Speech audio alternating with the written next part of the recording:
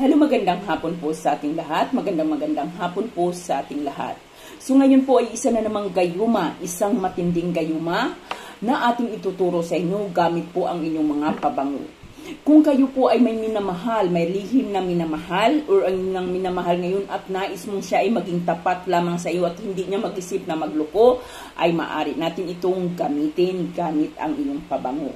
So bago po natin ito upagpatuloy, tiyakin po ninyo na bago ninyo ito gawin, kayo ay may 100% paniniwala sa mga ganito.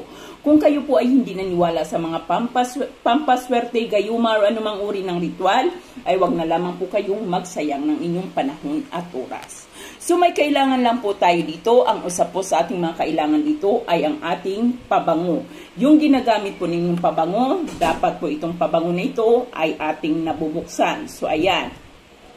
Ngayon po kung inyong pabango ay hindi nabubuksan guys, gumamit po kayo, kumuha po kayo ng isang lagayan na inyong nabubuksan. Magsalin po kayo ng pabangong iyon at yun po ang ating gagamitin dahil hindi po natin maaring gamitin yung pabangong hindi nabubuksan. So kailangan natin ng inyong pabango, kailangan natin ng kandilang puti. Pulang kandila or kaya naman ay Chinese Love Essence. Ito po yung madalas kong ginagamit, Chinese Love Essence. Kung wala po kayong kandilang pula, ay maaari tayong gumamit ng Chinese Love Essence.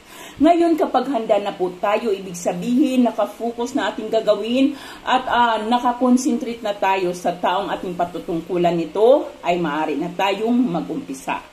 So bago po ninyo gawin yan, ay magsindi kayo ng kandilang pula. Muli, pag walang kandilang pula, ay sindihan po kahit isa po lamang pirasong Chinese essence or 3 po ng Chinese essence at magpausok ka nito sa palibot ng iyong pinapagawaan ng inyong ritual.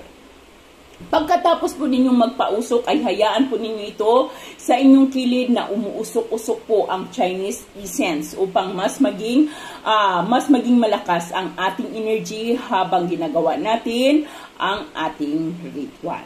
So pagkatapos po ninyo yan, so nakalagay na po sa isang tabi ang Chinese Love Essence, dito nyo ilalagay ang Chinese Love Essence, ay kuhanin ninyo ang pabango at buksan mo ito. So bubuksan mo ito, saka mo ito ilapit sa iyong bibig. Pagkalapit mo sa iyong bibig, ay usalin mo ang ating orasyon. Narito pong ating orasyon. Diyos, Diyos, umalya, Diyos, Diyos, umalya, kersom, hes, umino. Ulitin natin. Diyos, Diyos, umalya, kersom, hes, uminom.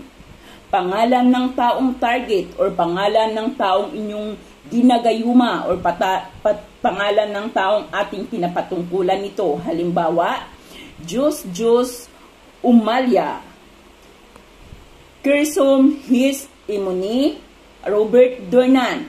So yan po ang iyong pangalan. Yan po ang iyong pabanggitin. Ulitin natin. Diyos, Diyos, umalya, kersom, his, umuni, pangalan ng taong patutungkulan. Mahalin mo ako at ako lamang at hindi ka na mag-iisipang ako ay pagtaksilan. Mahalin mo ako habang minamahal kita at kailanman ay hindi ito magbabago. So yun po ang ating uusalin ng 3 beses. Pagkatapos mo po itong mausal ng 3 beses ay tatakpan mo ang ating pabango.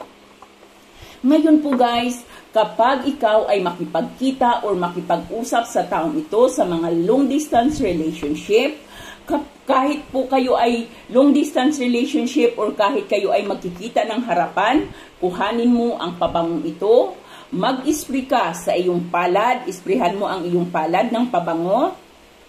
So ganyan, pagka-spray mo po sa iyong palad, ay saka mo ito ipunas sa iyong katawan. So halimbawa, ito yung ating katawan ng pakros. So ayan, pakros 3 beses, 1, 2, 3. So pakros po ang paglalagay ninyo ng pabangong ito at i-spray mo muna ito sa iyong palad bago mo ito ipunas sa inyong katawan ng 3 beses na pakros bago ka makipag-usap o makapagkita sa taong ito. Gawin po ng tama, walang papalitan at wala pong babaguhin.